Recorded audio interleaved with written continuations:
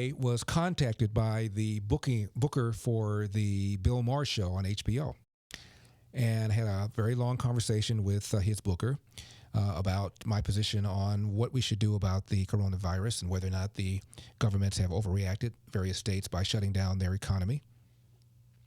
And it doesn't look like, however, I'm going to be on. I got an email, very nice, polite email, saying we're going to go with somebody else who's a doctor. I like to give Bill several choices of people to pick from, and he's chosen the doctor. So it doesn't look like I'm going to go on. But Dan Crenshaw, representative from Texas, did go on. And Bill Maher criticized Trump for being overly optimistic, and Dan Crenshaw dropped some truth on him. Okay, because he was warned. This did not have to happen.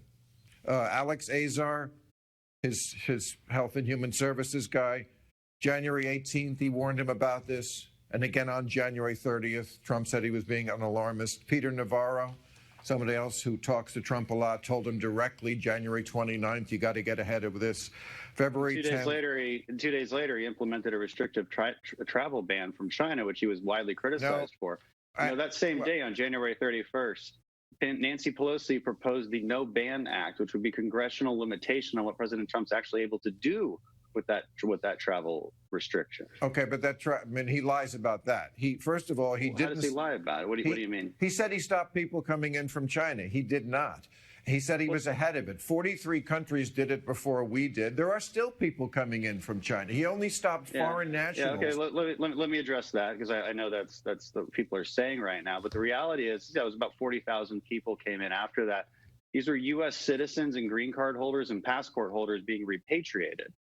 U.S. citizens. So you have to make the argument then that we shouldn't allow them in. I mean, it sounds to me like you're fully agreeing with President Trump on this when everybody else disagreed with him.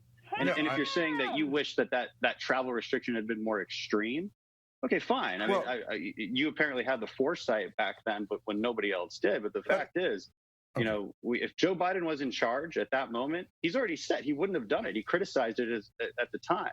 Nancy Pelosi actually proposed legislation to stop it. Okay, so, but people are still coming in from China. It wasn't just foreign nationals, but let's get off that. Let me just go back to the timeline. This is Bill Maher talking to Dan Crenshaw, the Republican from Texas, who dropped some truth on him. And for a minute, February 10th, after these warnings, he says it's going to go away in April with the heat because he had a hunch. February 25th, he goes to India. This is 4 days after the White House Coronavirus Task Force said we're going to have to lock down the country, and Dr. Nancy Messonnier, who's in charge of the Center for Immunization and Respiratory Diseases. Wait a second, let me just finish. She announced this on the 26th. On the 25th, that we're going to have to lock down the country. He said the next day, 15 people have it, and it's soon going to be close to zero. March 6th, he said anyone who wants a test can get it, which is still completely let me stick to February. Completely wrong. As you go forward, because you mentioned February 25th. The day before, February 24th, that's when the administration requested $2.5 billion from Congress to fulfill CDC, NIH, and FDA funding to combat the virus and the potential spread of it. What happened right then? I'll tell you, because I was in Congress and I know what happened. Did we vote on a supplemental funding bill? No. Did we wait days to vote? No, still didn't vote on it. You know what we voted on later that week? Nancy Pelosi, the only thing she would put on the floor to vote on was a bill to ban flavored tobacco. That's what actually happened. It was only a week later that we actually voted on the supplemental funding that the administration requested. Your criticism appears to be based in one thing, that Trump was overly optimistic. That's his style. Again, you can criticize it. That's fine. But it's not connected to the actions that we're actually taking. Because if I back up even further, February 14th, CDC announces ongoing work with 5 laboratories to perform community-based influenza surveillance and study the spread of the virus. We're in a fact-finding mode in February. People forget this. People keep calling February this lost month. But it's really not. That's an easy and cheap accusation because there's no big, bold moves taken like there was in January or like there was in March. But the reality is our government was working to create that test. Now, did they work as fast as we would have liked? No, of course not. And there's a lot of reasons for that, which I'm happy to go into. By March 3rd, there was only 102 cases in the United States. And yet I'm hearing criticism that we should have been locked down weeks earlier. But would you think the American people would have accepted that with only 100 cases in the United States? Italy didn't lock down until March 10th. Spain not until March 14th.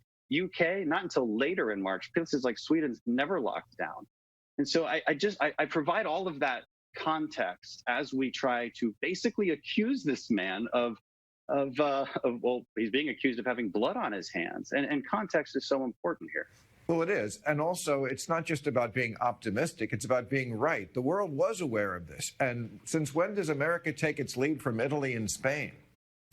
Well, because those were where the outbreaks were happening. I understand. Right? Well, I'm pointing it out again for context. But if we're going to criticize somebody's actions, we have to do it in the context of the facts they knew at the time. And so I'm just trying to be fair here. That I don't really care about defending him or his actions. I just care about letting people know the truth. And when people make these accusations, I have to ask them a question. Is the goal to make Trump look bad, or is the goal to get to the truth? Because there's two different sets of answers for that. Okay, but sometimes they converge. Sometimes the truth is that somebody who says, I have a hunch, they converge. I have a hunch this is going to go away. Is that someone you would want to have served with? I mean, my God, I don't understand, why someone with your resume, you were in Fallujah, for God's sakes. Would you want someone, a commander, to say that to you, to blame everybody else if something goes wrong, and then to say, I have a hunch the enemy's not going to be in there. Let's attack. Sure, no, I understand that. So here's how I would describe my answer to that. When bullets are flying past my head, I don't need to raise my voice. And I write about this in my book, too. Calm breeds calm, panic breeds panic. Being an optimistic, and exuding positivity and calmness in crisis is exactly how we ask our SEALs to lead.